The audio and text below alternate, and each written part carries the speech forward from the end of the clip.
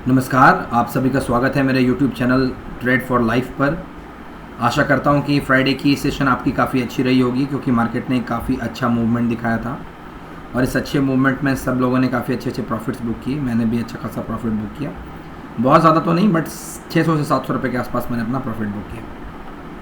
और आज हम लोग मार्केट के एनालिसिस पे चलते हैं और देखते हैं कि मंडे मार्केट कहाँ रहने वाला है और मंडे की क्या कंडीशंस है, उसे एक बार चेक करते हैं। टेक्निकल एनालिसिस बाजार से भी चेक करते हैं और ग्लोबल मार्केट भी देखते हैं कि क्या कंडीशंस है ग्लोबल मार्केट में। आइए, तो सबसे पहले हम टेक्निकल एनालिसिस की शुरुआत करते हैं अपने वन डे के टाइम फ्रेम से।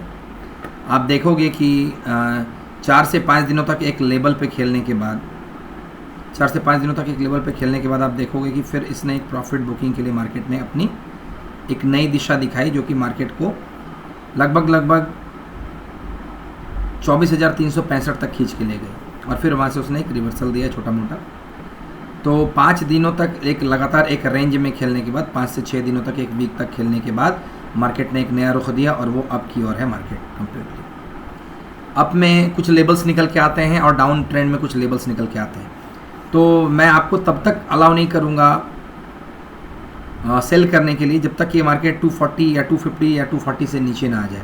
24,240 से लेके 24,250 के बीच में अगर मार्केट रहे और वहाँ से फिर नीचे की ओर उतरे, तभी आप सेलिंग के प्लान करिएगा, अदरवाइज सेलिंग के प्लान की कोई चांसेस नहीं है। हो सकती है मार्केट साइडवेज हो जाए शुरुआत के कुछ क्षणों में, और अगर हमें सबसे पहला लेवल देखने के लिए मिल सकता है तो अप में कुछ लेवल्स हमें देखने के लिए मिल सकता है। हमारा पहला लेवल क्या आएगा? 24,400 के आसपास का लेवल आएगा, और अगला जो हमारा आएगा वो लेवल आएगा वो है 24,500 के आसपास का लेवल आएगा। अगर ये दोनों टूटते हैं तो मार्केट की जाने की गुंजाइश ठीक ठाक है, बट कंडीशन ये है कि पूरी ग्लोबल मार्केट जो है वो रेड में चल रही है। मैं आपको दिखाता हूँ, ग्लोबल मार्केट न्यूज़ आप देखेंगे, पूरी ग्लोबल मार्केट जो है वो रेड में चल रही है। पूरी तरह से आप देखोगे पूरी मार्केट जो है वो रेड में है। इवन की जो है क्रूड ऑयल जो है वो ऊपर की ओर चढ़ रहा है लगातार, और जो आपकी डॉलर की प्राइस है वो भी लगभग 96 के आसपास में है, जिसकी वजह से सबकी अर्थव्यवस्था में कुछ ना कुछ प्रॉब्लम्स आ रहे हैं। और ऐसे प्रॉब्लम्स अगर रहेंगे तो मार्केट अगर आपको दिख रहा है कि वो ऊपर की ओर जा रहा है तो उसके चांसेस है कि नीचे आने की चांसेस और गुंजाइश काफ़ी ज़्यादा हो जाती है, क्योंकि मार्केट इस लेवल पर सस्टेन करने वाला नहीं है। अगर वो सस्टेन करेगा तो आपको वो ऑप्शंस दिखने शुरू हो जाएंगे, मगर सस्टेन करने के चांसेस बहुत कम है। हो सकता है कि कल मार्केट गैप अप का ओपनिंग दिखा दे, हो सकता है कि 200, 300, 400, 500 पॉइंट ऊपर चला जाए, क्योंकि ये मार्केट है तो चीज़ों को लुभाने के लिए और लोगों को आकर्षित करने के लिए ये मार्केट एक्चुअली ऐसा करती है। 300-400 पॉइंट ऊपर जा सकती है, हो सकता है 500 को भी तोड़ के ऊपर निकल जाए, बट मार्केट सस्टेन नहीं करेगी, क्योंकि सस्टेन करने के चांसेस बहुत कम है। आप देखोगे गोल्ड की प्राइसेस भी गिरी हुई हैं बहुत ज़्यादा। इवन आप देखोगे कि जितने भी मार्केट्स हैं, गिफ्ट निफ्टी के अलावा निकी हो गए, इसके बाद हैंसेंग हो गए, जितने भी मार्केट्स आप देख पा रहे हो, नैस्डैक हो गए, वो ऑलमोस्ट लगभग 1.50 के साथ उसने क्लोजिंग दी अपनी फ्राइडे को। डाउ जोन्स आप देखोगे लगभग 400 पॉइंट के आसपास गिरा है। तो ऐसे में मार्केट के मूवमेंट्स के बारे में आप नहीं कह सकते कि मार्केट बहुत ज़्यादा अप जाएगी। चांसेस बहुत ज़्यादा है कि मार्केट अगर 240-250 के आसपास अगर खेलती है या उससे नीचे रहती है तो हम सेलिंग के प्लान ट्रेड्स करेंगे, हम सेलिंग के ट्रेड्स करेंगे, और तब तक करेंगे लगभग 24,930 के आसपास तक का हम वेट करेंगे, क्योंकि यहाँ पे हमारा एक रेजिस्टेंस लेवल है।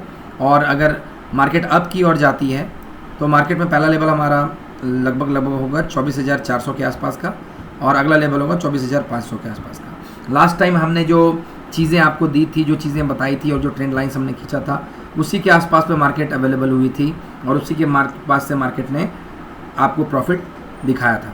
आइए जरा हम वन डे को एनालिसिस को मैं 4 आवर्स में रखता हूँ। 4 आवर्स में भी आप ऐसा ही देखोगे कि एक मेजर रेजिस्टेंस टूटा है और अगले रेजिस्टेंस पे हो सकता है कि मार्केट पहुँचे, और अगर ऐसी रैली दिखाते हैं तो 400 के एबव में हम सारी चीज़ों को एक बार चेक जरूर करेंगे। अगली प्रॉब्लम जो हम देख रहे हैं वो ऐसी है कि हमें सेलिंग के अलावा तो मार्केट की एक ट्रेंड लाइन आप देखेंगे, मैं एक ट्रेंड लाइन यहाँ पे ड्रॉ करता हूँ, उस ट्रेंड लाइन से आपको पता चल जाएगा कि कहीं ना कहीं मार्केट जो है यहाँ से ऊपर की ओर जाने की कोशिश कर रहा है, लोगों को लुभा रहा है, बायर्स को लुभा रहा है, और लुभाने के बाद ये आपको ऑप्शंस दिखेंगे कि मार्केट में कहीं ना कहीं मंदी देखने के लिए मिलेगी। ये तेज़ी आपको जो देखने के लिए मिल रही है उसका कोई कारण नहीं हो सकता है, क्योंकि सारे मार्केट्स रेड हैं और ये अगर आपको ग्रीन दिखा रहा है तो कुछ ना कुछ इसके पीछे लॉजिक हो सकता है।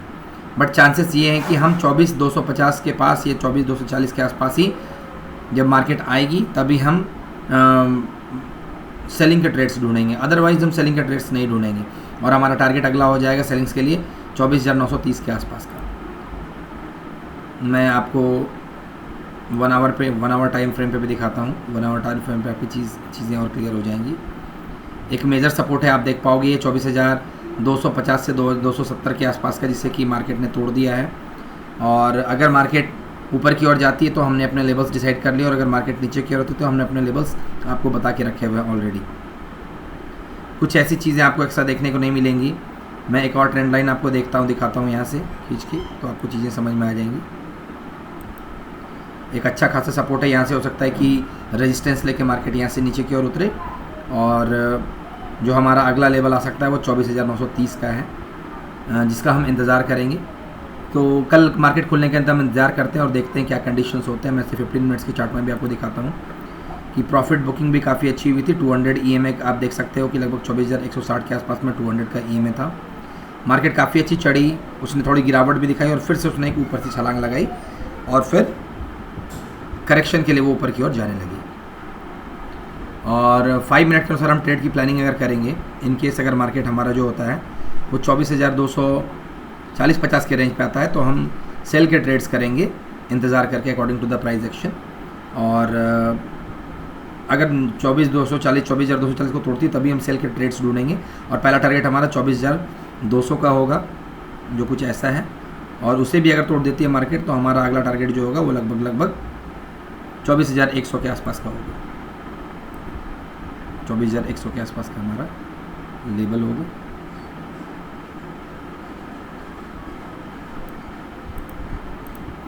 और अगर उसे भी मार्केट तोड़ती है तो 23,900 के 930 के आसपास हमारा मार्केट का ऑलरेडी एक सपोर्ट दिया हुआ है।